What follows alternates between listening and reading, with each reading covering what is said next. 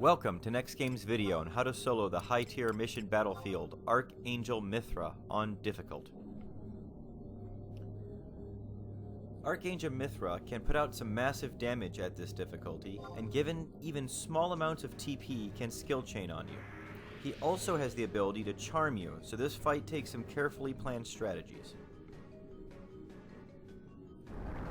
Before we discuss strategies, let's discuss what you will see in this battle. Archangel Mithra is both a thief and a beastmaster. This means Archangel Mithra has decent evasion and is assisted by either a tiger or a mandraga at all times. These will be resummoned if killed. It also means that sometime before 50% hit points, Archangel Mithra will use perfect dodge. Additionally, sometime after 50% hit points, he will use charm. Archangel will be assisted by one of two creatures. The first is Archangels Tiger.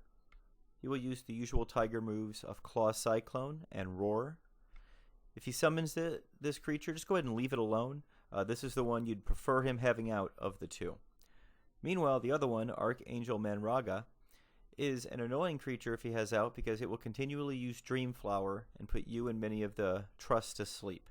So if he summons this one, you want to go ahead and kill it right away until a tiger is spawned. Now let's talk about the weapon skills that Archangel Mithra will have access to. The first one, and least threatening, is Calamity. It is a single hit weapon skill that will take only one of your shadows. It's of no risk to Ninja. The second one is Rampage. It's a multi-hit weapon skill that will strip all of your shadows. Be sure to recast your shadows as soon as you see this weapon skill being readied in the log. The next one is Havoc Spiral. This is an AoE weapon skill that will hit for 100 to 1000 damage and can one-shot some of your lower hit point trust if they are in range. Fortunately, this is blocked by just a single shadow by yourself, so it's important to keep your trust out of range during this fight of Havoc Spiral. The last one, and easily most dangerous weapon skill that Archangel Mithra has access to, is called Cloud Splitter. Cloud Splitter is a single hit weapon skill that will entirely ignore your shadows and hit for 1700 up to 2500 damage. This, of course, can easily one-shot you, so you want to make sure you have Migawari up at all times under 25%. The additional risk with Cloud Splitter is under 25%. It appears Archangel MR gets an enhanced regain rate, making it almost possible for him to skill chain even without being fed any TP. Due to this, it is very dangerous for him to use two Cloud Splitters back to back, considering the first one will be blocked by your Migawari, the second one will not, and if the Cloud Splitter damage was not enough to finish you off, the skill chain damage will. Therefore, my recommendation is if he uses a Cloud Splitter and you cannot immediately put Migawari back up, to turn and not give him any TP for 2 to 3 seconds until his chance for a skill chain is passed, and then turn back and continue meleeing him until you can get Migawari back up. I'll demonstrate this during my video. The next biggest challenge with Archangel Mithra is how to deal with charm. I have found that there are 3 ways to deal with this. The first one, and the one that I showcase in my video, is to use 2 tank trust until charm is used. This method involves carefully managing your own hate to make sure the tanks are able to keep hate until charm is used under 50%. Once charm is used, the tanks are dismissed as to not feed TP to Archangel Mithra, so that he cannot actually do back-to-back Cloud Splitters as we previously discussed. The next option is that you can summon trust as usual for this fight, and just tank him yourself and fight him until you get charmed, at which point all of your trust will go away. And then after you are uncharmed, you have to go ahead and fight him the rest of the way yourself. Some important parts of this strategy are to make sure you apply poison right at 50%, so that hopefully his hit points do not increase during that period of time that you are charmed, and also to make sure that you have the dancer sub-job so that you can cure yourself during this period of time where you're alone. The third strategy is similar to the second, in that you will fight with you being the main tank, but what you want to make sure you do is start the fight with a re-raise. And then after the charm wears off, make sure you reapply poison, climb to the top of the stairs, and use Ninja's 2-hour of Majingalkri to die without weakness coming to you when you raise. Wait for him to go back down into the battleground. Then go ahead and raise yourself up, resummon your trust, and get back to the fight before poison wears off. And this can be a more smooth method to use than number 2, but of course it requires the use of your 2-hour. The last thing that's important to note is underneath 25%, you want to make sure that you have blind, slow, and urine up at all times on Archangel Mithra. Now let's see how one of these fights goes on the difficult difficulty using strategy 1 that I talk about here.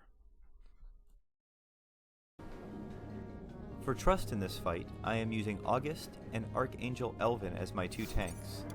I'm using my usual trust of Yoran for cures, Koru for haste, and Ulmia for march.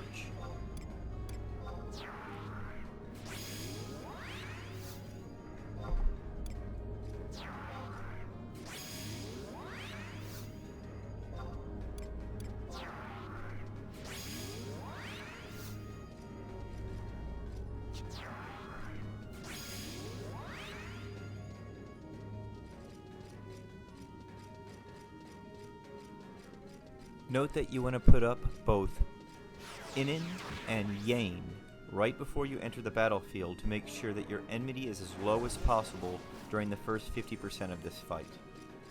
As this 50% goes, if you feel you're doing too much damage and about to take Archangel Elvin's interest off the tanks, you want to make sure that you turn and let the tanks re-establish hate before you continue doing damage.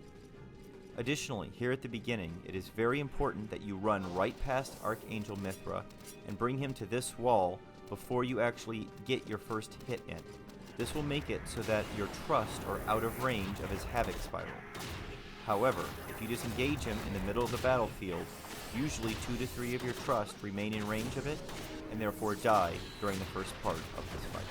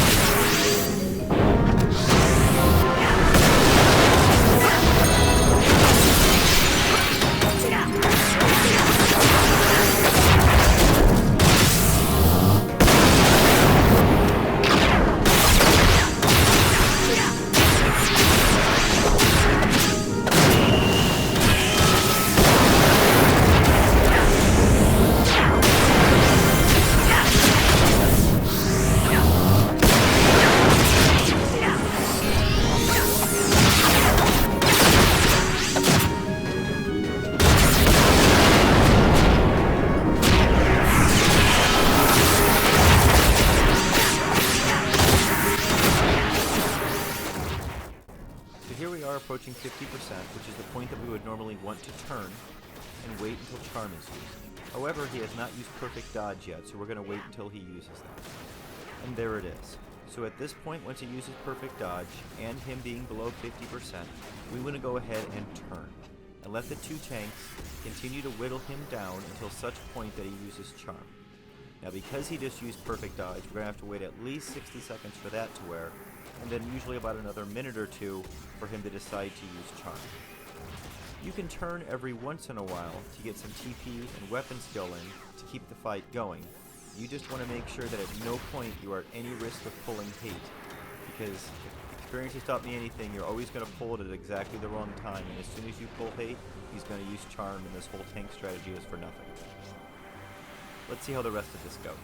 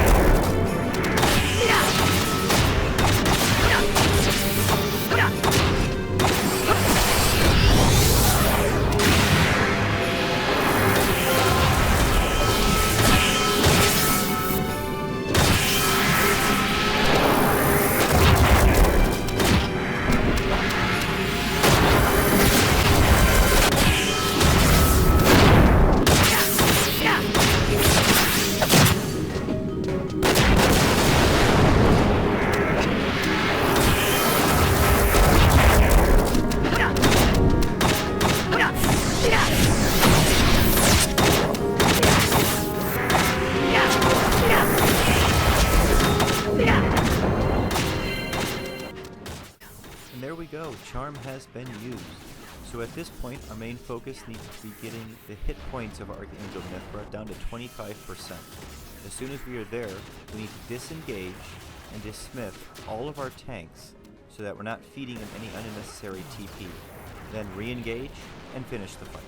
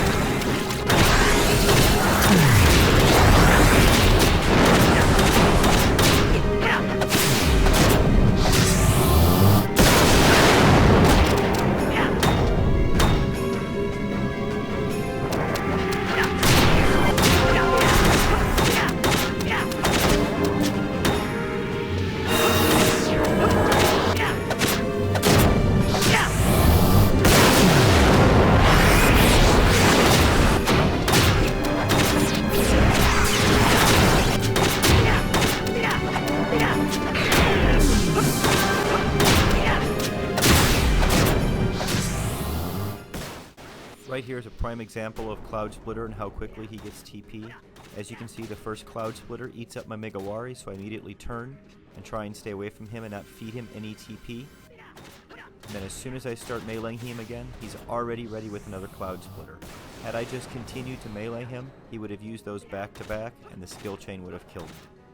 That is the key part of this fight that you want to make sure you give time for after his Cloud Splitters. I hope everyone's found that useful. Everyone have a great week. I'll see you for next week's video.